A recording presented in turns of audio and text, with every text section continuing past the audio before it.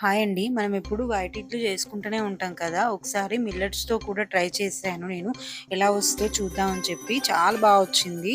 First ఒక glass మినపప్పు తీసుకొని, హాఫ్ గ్లాస్ ఇడ్లీ రైస్, ఒక టీ స్పూన్ మెంతులు తీసుకొని, ఒక 4, 5 అవర్స్ నానపెట్టాననమాట. తర్వాత నానపెట్టిన దాన్ని కూల్ వాటర్‌తో మనం మిక్సీలో అయితే కూల్ వాటర్ ఏసి గ్రైండ్ చేసుకుంటే ఉదుకు వస్తది.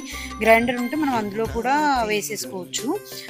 అదే అంటే మినపప్పు ఏ కప్‌తో తీసుకున్నానో అదే కప్‌తో రాగి పిండి కూడా తీసుకొని కలుపుకున్నాను. నైట్ అంతా దీన్ని ఫర్మేషన్‌కి పెట్టేసాననమాట.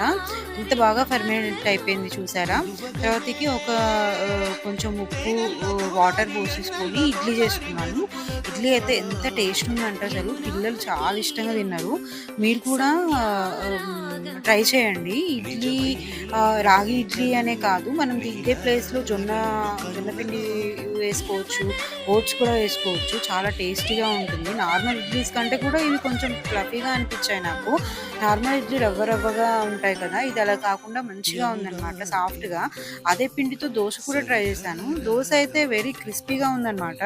అంటే ఇడ్లీ ఏమో సాఫ్ట్‌గా ఉంది. దోసనేమో క్రిస్పీగా ఉంది. ఒకసారి